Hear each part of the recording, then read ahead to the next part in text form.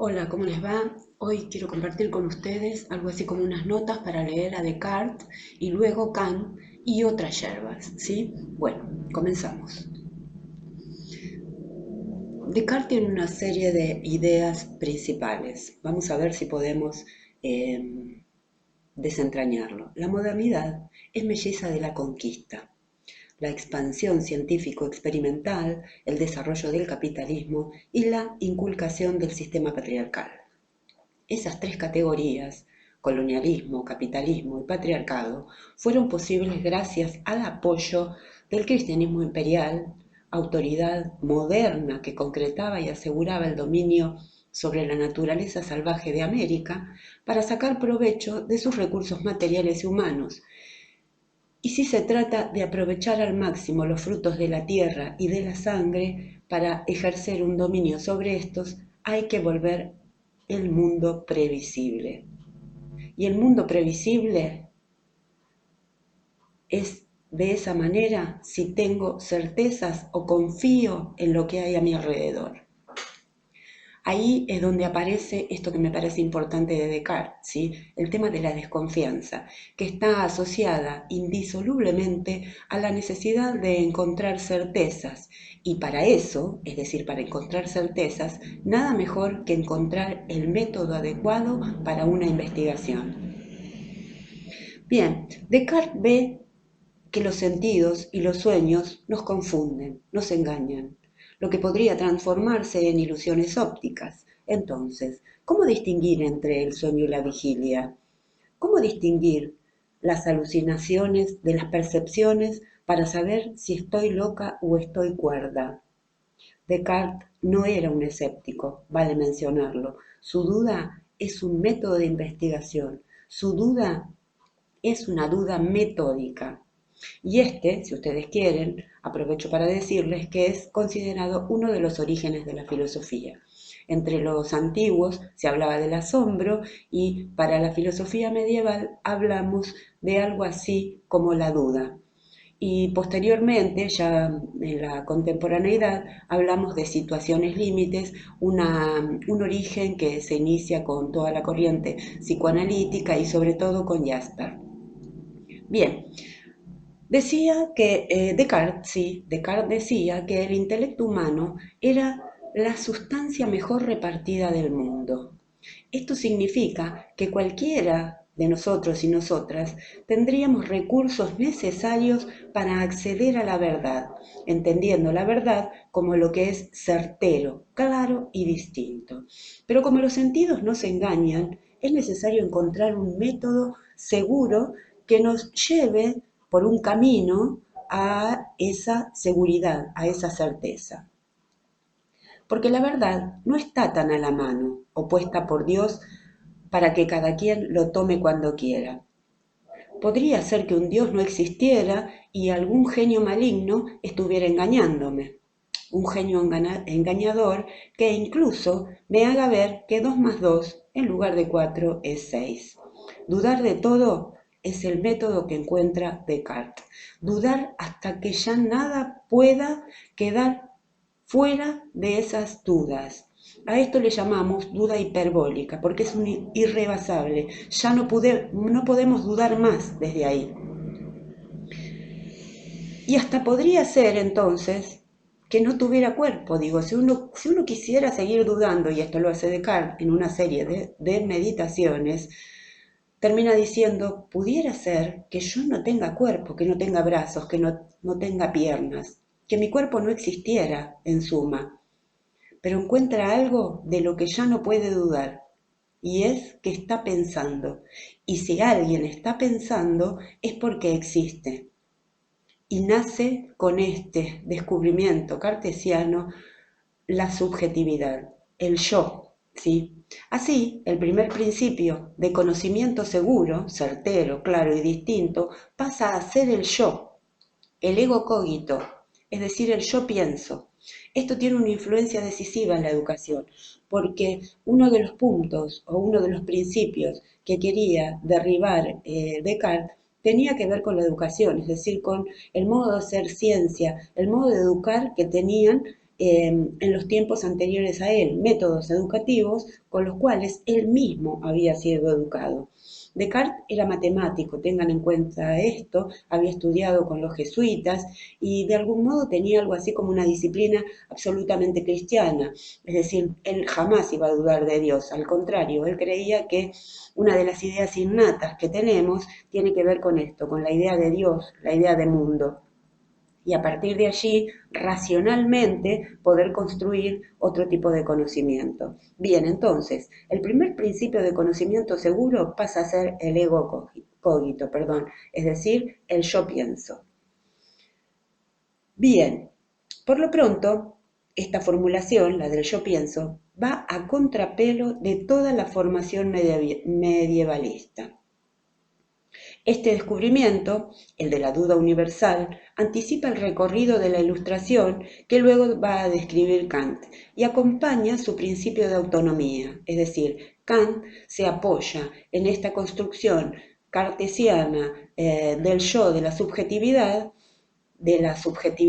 racional, pero además se apoya en algunas cuestiones empiristas, es decir, que de algún modo lo que hace Kant es sintetizar, nociológicamente hablando, las ideas racionalistas y las ideas empiristas. Entonces, Kant acompaña su principio de autonomía a partir de este descubrimiento del yo. En definitiva, el esquema de la duda metódica pone en entredicho el principio de autoridad, es decir, el pensar que algo es así, de modo definitivo e indiscutible porque lo afirma tal autoridad científica o filosófica del pasado o porque lo dice tal o cual libro sagrado, como puede ser la Biblia o el Corán. Es que la duda es un modo de distanciarse de la tradición y del orden revelado por un Dios. Ese Dios que dictamina que las cosas son así independientemente del hombre y la mujer. Kant mismo, al analizar los límites del conocimiento humano, va a decirnos que Dios no es cognoscible. No se puede conocer a Dios, de modo que el mundo cognoscible es aquel que surge de las categorías del entendimiento humano aplicadas al material sensible y que da lugar a fenómenos de experiencias. En pocas palabras, solo podemos conocer fenómenos. Imaginen la influencia de este pensamiento para el progresivo desarrollo de la educación laica. Entonces, tenemos un primer principio, la desconfianza. ¿Para qué es el principio? A partir de utilizar un método, el de la duda hiperbólica, para encontrar algo certero, es decir, para obtener confianza. Hay una idea clara y distinta, puedo dudar de todo, incluso de no tener cuerpo, pero hay algo de lo que no puedo dudar, y es de que estoy pensando. Y si pienso es porque existo, ¿sí? Esta es una previsión imprescindible que da nacimiento a la idea de subjetividad moderna en términos racionalistas.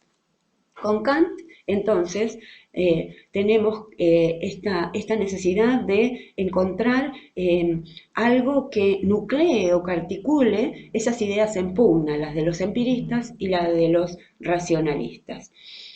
Con lo cual, este sujeto autónomo que descubre Kant es el que tratará de formar y fomentar la escuela moderna, escuela en el sentido de corriente de pensamiento, al compás de la primera revolución industrial que da cuenta del éxito de la ciencia y de la técnica en su proyecto de dominio y puesta de la naturaleza al servicio del hombre. Todas estas condiciones que propician la fe incondicional en el progreso que se desata a partir de los siglos XVII y XVIII, es decir, el siglo de las luces. Es decir, a Kant le interesa la idea de progreso, la idea de ciencia. Si ustedes quieren, Kant vendría a ser algo así como el primer científico. ¿Sí? Bien, entonces, para comprender este proyecto de las luces, de acuerdo con la perspectiva que los intelectuales de la época de Kant tenían de los acontecimientos que estaban viviendo, parece adecuado leer qué es la Ilustración de Kant. En este ensayo, Kant está pensando en un tipo de salida de la infancia que podría ponerse en términos de emancipación. Cuidado, cuando digo emancipación no estoy diciendo liberación, simplemente estoy pensando en alcanzar, en emancipación como algo para alcanzar la mayoría de edad. Fíjense que está hablando de salir de la infancia, ¿sí? ¿Una salida de qué? De la infancia epistémica, de la infancia cultural. Pues bien, Kant traslada la vivencia de la mayoría de edad al plano de la humanidad, señalando que la ilustración es una forma de salir de la infancia del mundo, es un modo de tomar las riendas del conocimiento, de situar la verdadera autoridad en nuestra razón y no estar pendiente de una autoridad, cultura, padre, rey, Aristóteles, la Biblia, el Corán, lo que se les ocurra, ¿sí? Kant no pretende matar a la autoridad, porque es más, se apoya en ella, sino que promueve algo así como un giro copernicano. Cuando hablamos de giro copernicano estamos pensando en ver las cosas desde otro ángulo, ver las cosas desde otra perspectiva. ¿Sí? Entonces, promover un giro copernicano en torno al criterio de validez de esos contenidos que se aprenden y se enseñan. Estamos hablando de la cultura, no estamos haciendo hincapié en la escuela, simplemente de lo que tiene que ver con la cultura y con la ciencia. Entonces, la autoridad ya no descansa en el prestigio de alguien o algo, sino en la validez que se pueda demostrar. Estamos ante la salida de la minoría de edad. Kant no estaba dirigiéndose a la gran masa del pueblo, no confiaba en que el hombre común pudiera hacer uso de su propio entendimiento, que estuviese libre de ataduras religiosas y de autoridades que piensen por él. Es decir, el populacho nunca podría haber pensado por sí mismo. Entonces descansaba esta fe en la autoridad de la religión, por ejemplo, para que pudiesen acompañar a la gran masa del pueblo, ¿sí? Por lo tanto, Kant admitía que ciertos estratos, por cierto mayoritarios, tanto en aquellas épocas como en estas, permanecieran bajo la tutela de la Iglesia y la autoridad impuesta por las leyes, dado que, según él, la disciplina formaba parte del rigor que debe experimentar todo ser humano desde pequeño, para que se domestique y se ponga en su lugar a sus inclinaciones sensualistas, egoístas y agresivas. Hacemos una nota al pie. En sus escritos pedagógicos, Kant discute explícitamente con Rousseau. Creo haberles dejado en algunas de las clases este tema, haciendo referencia a la teoría de Kant en relación al buen salvaje. Para Kant no hay tan buen salvaje. El hombre cuenta, por naturaleza, con una propensión al mal que debe ser duramente intervenida desde los años más tempranos. De este modo, tanto los niños como las mujeres y los sectores socioeconómicos más castigados, la plebe, no eran los destinatarios directos de su mensaje. Es decir, atreverse a pensar era para un grupo seleccionado de intelectuales burgueses, si ustedes quieren. Lo que sí confiaba Kant es en que, en la medida en que se les deje a los lectores y doctos hacer uso de su uso público de su razón, es decir, una parte en el mundo privado y la otra parte la adopta los intelectuales haciendo uso público de la razón.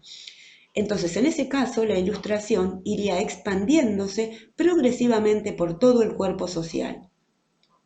Esta opinión pública ilustrada, dejada en libertad, según creía Kant, era el fermento de una evolución humana que, merced a la educación, merced a una educación bien disciplinaria, iría morigerando las relaciones de dominio y creando las bases de una integración pacífica en el orden internacional.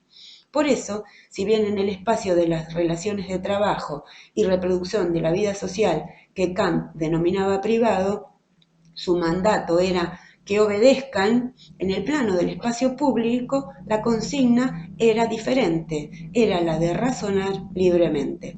el uso público de la razón sin límites quedaba acotado entonces a una esfera puramente intelectual, sin que esto interfiriera en la necesaria obediencia que debía guiar las acciones en el plano de los oficios religiosos, las órdenes militares y la estructura de mandos políticos y también de estamentos económicos que configuraban el orden social. Esta confianza en el progreso indefinido va a entrar en una crisis progresiva con el despertar de la cultura de masas. Ya hacia mediados del siglo XIX, ¿sí? Fundamentalmente, esa razón pura práctica de la que hablaba Kant en la Fundación Metafísica de las Costumbres, que tanto ilusionaba a los cerebros de la Ilustración, empieza poco a poco a revelar sus zonas oscuras, sus inconscientes deseos de dominio. Tal vez buena parte del legado de Kant sea irrebatible y toda educación que se precie de tal no deba abandonar definitivamente el principio de autonomía. Pero seguir levantando, pese a todo, dicho principio no implica que no haya nada que criticarle a Kant. Todo lo contrario. Tal es el camino que va a tomar o que va a emprender Michel Foucault en su conferencia homónima que se llama también que es la Ilustración, obviamente, ¿verdad? Foucault brinda un homenaje a los 200 años, es decir, esto fue en 1984, de la publicación del texto kantiano. Veamos sintéticamente de qué se trata. Digo, acá les dejé esas ideas principales para que puedan revisarlas en cualquier momento, ¿sí? Pasemos a ver qué le interesa a Foucault en este homenaje a Kant y hablando de la Ilustración. Para Foucault, la Ilustración es un ethos, es decir, un conjunto de actitudes y también algo así como una episteme que está relacionada al cuestionamiento ontológico de una época. Es decir, ustedes saben que para Kant no habla de paradigmas, pero sí habla de epistemes en el sentido de modos de hacer ciencia o modos de actuar en épocas determinadas. A esto le llamamos ethos, ¿sí? Con lo cual, para Foucault, la Ilustración era un tipo de ethos particular. Así podríamos tomar la autonomía como desafío positivo para emprender una crítica de aquellos límites culturales que nos someten, nos dominan, nos manipulan, nos disciplinan, nos normalizan, convirtiéndonos en sujetos sujetados a unos discursos rígidos. Para Foucault parece haber en el siglo XX una nueva salida liberadora. Tengan presente que Foucault está pensando con Kant, pero a la vez contra Kant, es decir, piensa en el legado kantiano, pero está oponiéndose a Kant y esto lo hace de la mano de Nietzsche. Un seguidor de Nietzsche acérrimo, Foucault, y entonces pone la mira en el instinto poético capaz de hacer de nuestra vida una obra de arte más allá de las ataduras con que en el presente se nos agobia y se nos somete. Esta ética de Foucault representa un giro hacia la experiencia estética, hacia el orden de lo singular y lo expresivo de cada uno y cada una. Y entonces configura una nueva actitud, es decir, un nuevo ethos, una nueva episteme, que podríamos llamar subjetividad postmoderna. Con mapas existenciales novedosos y excéntricos, tengan en cuenta que después de Kant tenemos a un señor llamado Hegel que tiene una idea de Estado o de política a modo de eticidad, con lo cual el paradigma va a ser opuesto al de Kant, y luego también oponiéndose a Hegel también tenemos a Marx y sobre todo a Nietzsche, ¿verdad? Nietzsche, la figura central que toma Foucault para la mayoría de su obra, es decir, para toda su obra. Bien, otra nota analítica que nos trae Foucault nos previene acerca del error que consiste en identificar ilustración, es decir, el término ilustración, con el término humanismo. A lo largo de la historia hubo varios humanismos, dice Kant, ¿verdad? Dice Foucault, perdón. El humanismo helénico, el humanismo semita, el humanismo cristiano, el humanismo renacentista, y así podríamos seguir hablando de distintas epistemes o de distintos etos. Con lo cual no puede decirse que ilustración y humanismos sean sinónimos. Pero además, Foucault nos pone en guardia contra los peligros que encierra toda prédica humanista para un sujeto de carne y hueso. Es decir, más que la racionalidad, como pensaba Descartes, para Foucault lo importante es la carne, el cuerpo, los huesos. Eso es lo que prima en los análisis Foucaultianos. Es que cada humanismo implica la pretensión de elevar una cosmovisión determinada a la medida universal, es decir, de lo que es, y por tanto se traslada a un deber ser. Todo individuo humano que se precie de tal precisa comprender esto que es, esta episteme, este etos, para después trasladarse a cómo debo ser, a un deber ser. De este modo, a Foucault los humanismos le suenan a discursos pretenciosos y abusivos. Hay que decir que el proyecto especulativo moderno del gran sujeto racional o trascendental de Kant, que se anticipa con sus categorías al objeto, es decir, al objectum, lo que está delante de mí. Este es, si ustedes quieren, la definición de fenómeno. El fenómeno es lo que aparece a mi conciencia, lo que está delante de mi conciencia. Este proyecto, entonces, del objeto fue desbordado por la tendencia especulativo-económica capitalista y por lo tanto la observación científico-racional que había desplazado a la contemplación clásica, es decir, a la de los griegos clásicos, fue a su vez desbordada y reducida por el culto a la información y a la imagen televisiva.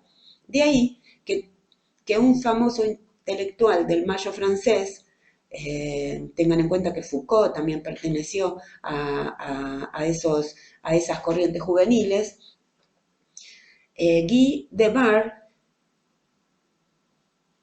acuñó el término, que es el título de una famosa obra, La sociedad del espectáculo.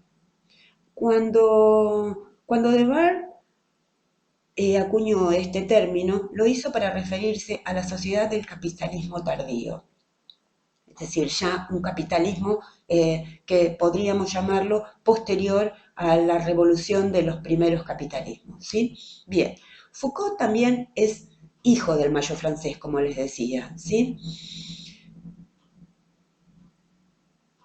Bien, tenemos entonces un Foucault que busca homenajear a Kant para prevenirnos o hacernos sospechar con uno de los maestros de la sospecha, que es Nietzsche, de estas proposiciones o principios que guían a la ilustración de la modernidad.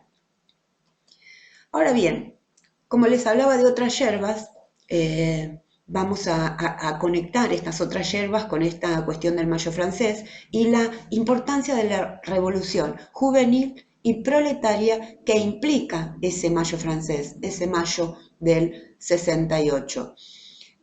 Debord no se escribe así como está escrito, ¿sí? Perdón. Escribe entonces un ensayo que llama Sociedad del espectáculo. Bien,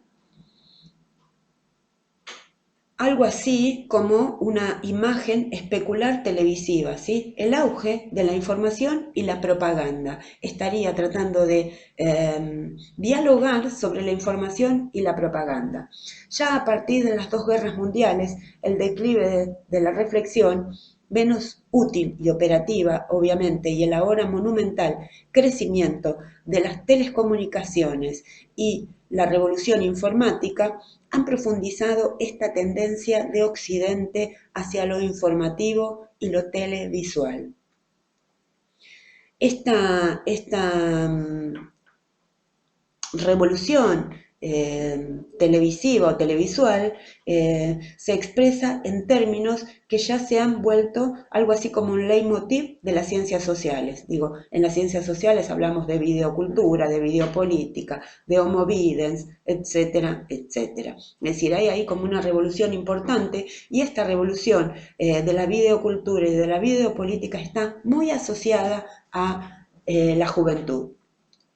Bien, ante este proyecto que va de la Alianza Modernidad de Educación a la crisis de la modernidad con su neoliberalismo y su proclamado fin de la historia, Cuyen, uno de nuestros principales filósofos de la educación, introduce urgentes interrogantes. Se pregunta, ¿cómo educar en tiempos donde las certezas de la primera modernidad se han perdido? ¿Cómo educar donde el conocimiento parece confundirse con la información y la globalización? Esa globalización del trabajo que impone estándares mundiales de calidad educativa que disocia la educación de la historicidad y la densidad cultural de las distintas regiones culturales del mundo. ¿Cómo educar entonces en tiempos de escepticismo y o relativismo ético? ¿Cómo educar en tiempos de posmodernidad? No me gusta mucho el término, no me parece adecuado, prefiero llamarle transmodernidad, pero es un término que, bueno, a partir de este fin de la historia se ha dado en llamar posmodernidad. Podríamos llamarle modernidad tardía o transmodernidad. ¿Bien?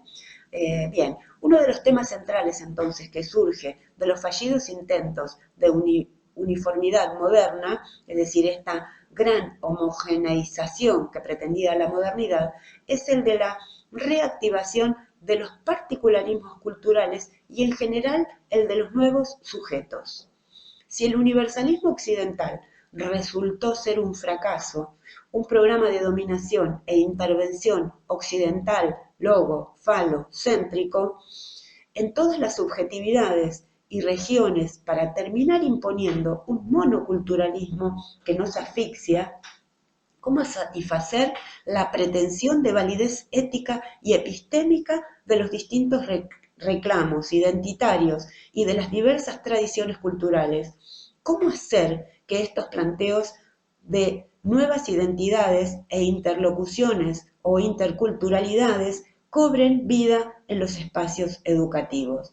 Bien, son una serie de interrogantes que en realidad no podemos responder, es decir, son como algo así como las inquietudes que tenemos en la contemporaneidad. ¿Sí? Bien, en el marco de estos interrogantes les dejamos ahí un texto de Danilo Martuchelli que trabaja justamente estos debates entre universalismo y particularismo.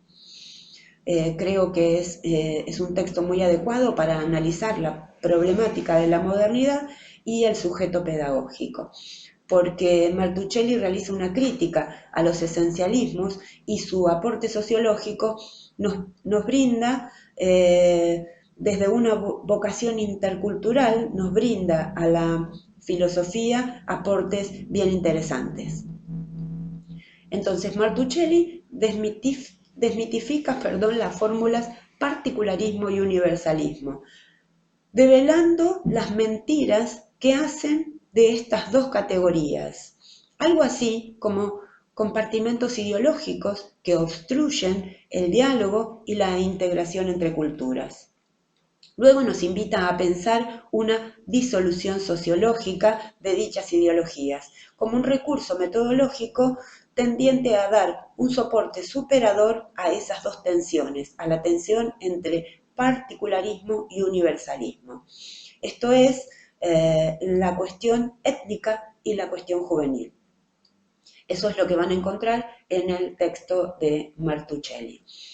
Bien, en lo que hace a la mentira particularista, podríamos considerarla como una crítica a cualquier esencialismo culturalista, puesto que ello implica pensar que las culturas son algo así como como las ideas platónicas, algo impermeable, inmodificable, eterno, ¿sí? ¿Verdad? Todas las categorías que ha considerado Platón para el mundo de las ideas. En contra de dicha apelación a la sustancia y al ser nacional, el autor entonces, Martuchelli, postula la elasticidad cultural de las identidades. Es como decir, desde una mirada de Nietzsche, que todo aquello que se percibe como puro e incontaminado es fruto de un cruce, una mixtura, una negociación, un intercambio y también una hibridez.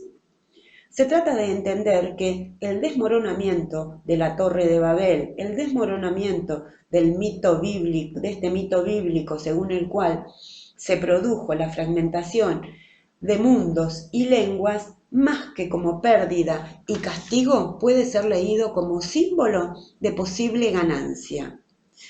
¿Por qué? Porque a la variedad y a los juegos de relación y experiencias interhumanas que nos podrían propiciar algo así como un tipo de ganancia. Es decir, ni particularismo ni universalismo, sino tratar de establecer algo así como una traducción intercultural. Con respecto a la mentira universalista, nos dice Martuchelli, nosotros ya hemos visto cómo Occidente ha ocultado las bases culturalistas de su universalismo, cómo ha investido a su razón del carácter de patrón universalmente válido para todas las culturas. Esto fue suprimiendo el hecho de que se trataba de la razón de los vencedores. Hay algo ahí interesante, ¿sí? Esta razón de los vencedores, es decir, esto de que la historia la escriben los que ganan, es importante para poder empezar a reflexionar sobre las contradicciones de los universalismos.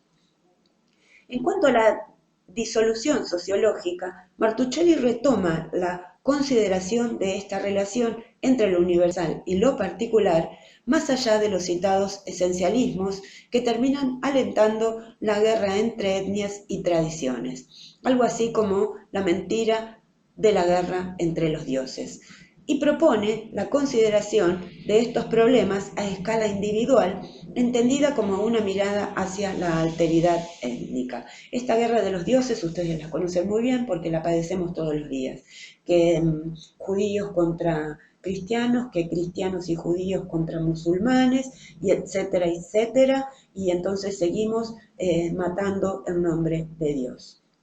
De esto es de lo que se trata esta mentira de la guerra entre los dioses. Bien, así nos parece adecuado entonces pensar en la explosión de las culturas juveniles que desde los años 80 vienen en auge. Esto es, experimentamos en nuestros días esta explosión juvenil. Habría que ver cuánto del legado posmoderno o transmoderno de filosofías como la de Foucault pueden alimentar estas irrupciones y formas tribales de las nuevas subjetividades. Según el texto de Martuchelli, habría que salir de las mentiras culturalistas que, en este caso, dibujan una relación de fuerza entre una cosmovisión adulta y otra joven, como si fueran islas cerradas e incomunicables. Martuchelli plantea el tema de la crisis de la escuela moderna centrada en el deber y las obligaciones ciudadanas. Este deber nos está hablando de jóvenes que no se identifican ya con esos ideales, ¿sí? Los jóvenes prefieren identificarse incluso hasta con dibujos animados, con anime, ¿verdad?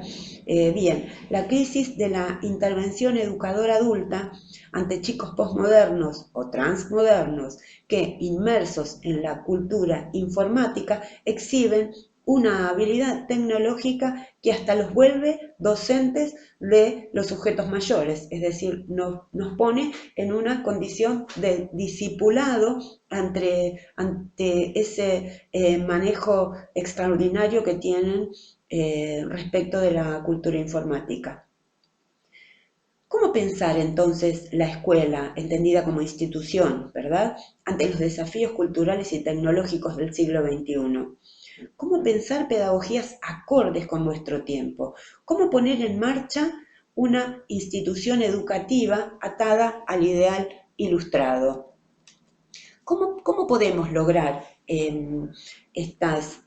cómo podemos dialogar sobre estas nuevas preguntas que nos atacan, o mejor dicho, que en ocasiones nos avasallan por el gran desconocimiento que solemos tener las poblaciones adultas, ¿verdad?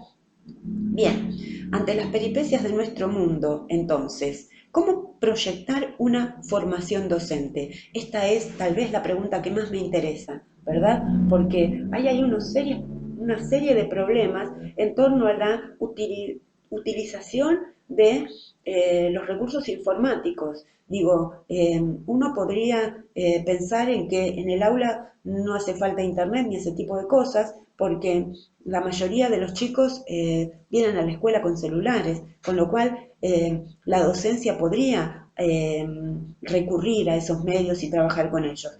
Pero sin embargo, hay ahí como una serie de rispideces, ¿sí? Las poblaciones adultas, no todos, pero la gran mayoría, siguen resistiéndose al uso de la tecnología. Con lo cual podríamos seguir haciéndonos preguntas, pero bueno, la propuesta es que las hagamos en un foro, ¿sí? A partir de ahora las invito y les invites a dialogar en el foro. Bien, mientras tanto, entonces, como para ir cerrando, ¿sí? Les voy a recomendar una lectura, aunque también les dejé, creo que es la última clase hablando del tema, pero por si alguno está interesado, podría comenzar a dialogar o a leer este texto que me parece brillante, junto con la literatura dusseliana y la literatura de Rita Segato y tantos otros autores de las corrientes de la liberación. Bien, entonces, esto es, casi 2 décadas antes de la conferencia de Foucault, un grupo de pensadores, es decir, hay textos de Dussel que datan del año 1970 y 60 y tanto, y otros del 70 y pico. Pero había otras personas, como por ejemplo Fanon, ¿sí? Un caribeño que ya estaba emitiendo denuncias contra el poder de la colonialidad. Es decir, estos grupos de pensadores y pensadoras ya habían comenzado a dialogar lo que se dio en llamar teoría de la dependencia y después teoría de la liberación. Es decir, Dussel, Drie, Kusch, Freire, Roy y Cuyen, entre otros. Es decir, la colonización, el capitalismo y el patriarcado han sido categorías de dominación que hace décadas que en nuestra tierra se vienen discutiendo. Acá nos quedamos,